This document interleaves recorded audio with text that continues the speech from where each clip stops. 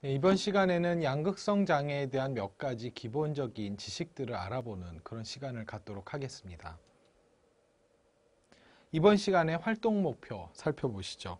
먼저 양극성 장애가 무엇인지 이해하는 시간을 갖도록 하겠습니다. 양극성 장애의 증상과 유형에 대해서 알아보고 양극성 장애와 관련해서 현재 나의 상태는 어떠한지를 알아볼 수 있는 시간 갖도록 하겠습니다. 자, 다음은 양극성 장애에 대한 먼저 명칭에 대한 설명이 되겠습니다. 여기 보시듯이 양극성 장애는 일반인들에게 조울증이라는 이름으로 더 잘 알려져 있습니다. 에너지가 넘치는 상태인 조증, 그리고 에너지가 감소된 형태인 우울증이 번갈아 나타내는 그런 장애가 되겠습니다. 조증과 우울증이 교대로 나타나기 때문에 그만큼 두 가지 상반된 상황이 한 개인에게서 나타나는 문제로 인해서 이 병을 앓고 계신 분들은 더 많은 고통을 겪게 됩니다. 자, 여기는 양극성 장애를 경험하시는 분들이 흔하게 자기 삶에서 겪게 되는 어떤 기분의 변동을 의미하고 있습니다. 자, 그래서 여기 Y축에 보이는 높은 부분은 기분이 상승하는 시기, 그리고 이렇게 Y축에서 아래 마이너스 부분은 기분이 다운되는 시기를 얘기하죠. 흔히 그래서 이 시기를 조증 혹은 경조증, 그리고 이렇게 다운되는 시기를 우울증 시기라고 부릅니다.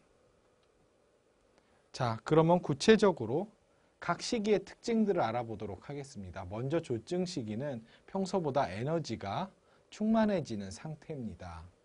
이 시기에는 자신감이 넘치고 에너지, 과잉 의욕이 나타나기 때문에 많은 금전적인 손실 혹은 무절제한 소비나 충동구매 또 성행위 등을 절제하지 못하는 문제들이 나타납니다. 반대로 우울 시기가 오면 의욕이 사라지고 즐거움을 느끼지 못합니다. 기운이 없어지고 피로하기 때문에 잠을 이루지 못하고 대체로 식욕 감소나 체중 감소 같은 것들이 나타나는 시기입니다. 자, 경조증은 조증하고 매우 유사한 시기입니다. 하지만 그 강도 혹은 지속 기간이 약합니다. 그래서 일상생활에 분명한 어려움이 있지만 그것이 본인에게 있어서 잘 감지되기 어려운 그런 시기가 되겠습니다. 자, 조증 시기의 특징에 대해서 좀 더 자세히 살펴보겠습니다. 이 시기의 특징은 무엇보다도 자신감이 넘치고 자기의 가치 혹은 자기가 무엇을 할 수 있는지에 대한 평가가 평상시에 비해서 매우 팽창되고 상승되는 그런 시기입니다. 그러다 보니까 많은 환자분들은 이 시기에 자신감이 넘쳤던 기억 때문에 또 이 시기에 대해서 좋은 기억을 가지고 계시기도 하죠. 하지만 현실적으로 봤을 때 이 시기는 집중해서 한 가지를 생각하기 어려운 시기입니다. 그래서 사고의 비약이 심하고요. 사고가 한 가지가 완성되지 않은 상태에서도 계속 다른 사고가 연달아 일어나기 때문에 실제로는 이 시기에 어떤 만들어진 글이나 많은 창작물들을 주변 사람들이 이해하기는 어렵습니다. 수면에 대한 욕구가 감소돼서 거의 몇 시간 자지 않아도 피곤하지 않다라는 느낌들을 받게 되고요. 말이 많아지고 말을 계속 해야 될 것 같은 압박을 느끼게 되는데 이 모습들을 주변 사람들이 상당히 부담스럽게 느끼기도 하죠. 자, 또한 이 시기의 가장 문제 중에 하나라고 볼 수 있는 건 고통스러운 결과, 당시에는 느끼지 못하지만 이 시기가 지나갔을 때 그 시기를 보면 가장 많이 후회하게 되는 그런 행동들을 하는 시기입니다. 주로 쾌락적인 행동으로 앞에 말씀드렸듯이 과잉 소비나 성행위 혹은 매우 위험한 모험이 따르는 행동들을 하는 게 특징이 되겠습니다. 이 시기엔 또한 정신적 초조감이 느껴지기 때문에 주변에서 뭔가 이 사람이 안정돼 있지 못하다는 느낌을 주게 되고요. 이 시기 어느 시기보다도 목표지향적 활동이 증가합니다. 새로운 사업을 벌리시거나 새로운 프로젝트 또 때로는 정치적 활동을 하시는 등 매우 특정 목표를 달성하기 위해 매우 높은 에너지를 이용한 활동들이 시작되는 그런 시기가 되겠습니다. 아마도 충분히 이런 시기에 대한 경험들을 가지고 계실 것 같습니다. 자, 다음은 우울증 시기의 특징이죠. 대부분 조증 시기와는 정반대로 매일 지속되는 우울감이 상당히 장기간에 걸쳐서 지속됩니다. 자, 이 시기에 일부 환자분들은 매우 큰 지체를 겪게 됩니다. 즉 전반적인 동작이 굼떠지고 모든 것들이 느리게 진행되는 그런 모습이 나타나고요. 하지만 또 일부 환자분들의 경우에는 오히려 더 초조함, 동요가 심해지는 모습이 나타나기도 합니다.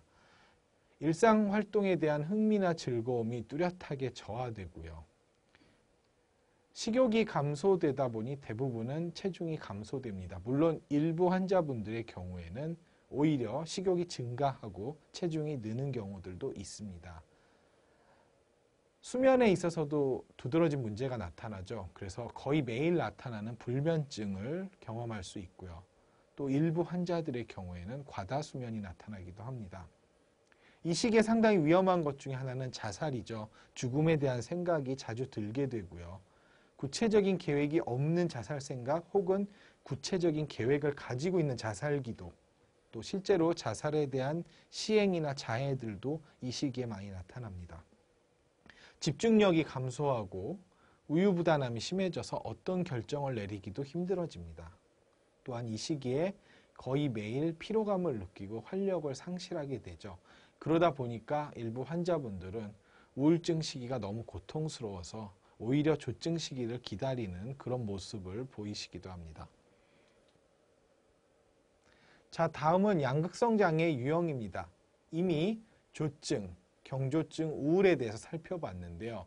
실제 양극성 장애를 진단할 때는 이러한 기분 사파들이 어떤 조합으로 나타나는지에 따라서 양극성 장애를 1형 혹은 2형 혹은 순환성 장애 등으로 부르게 됩니다.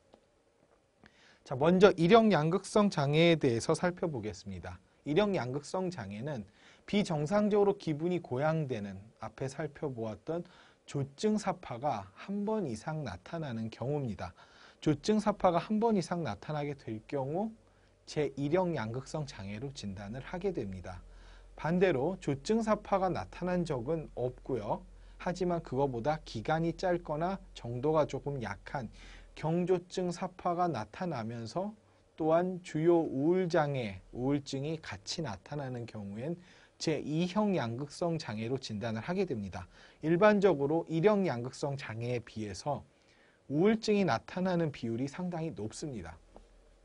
마지막으로 순환감정 장애가 있습니다. 순환감정 장애는 기분 사파 수준의, 즉 우울 사파에 해당되는 것보다는 조금 경미한 우울증, 그리고 조증보다는 조금 정도가 낮은 경조증이 번갈아, 그러니까 경미한 우울증과 경미한 조증 증상이 번갈아 나타나는 게 2년 이상 지속되는 경우입니다.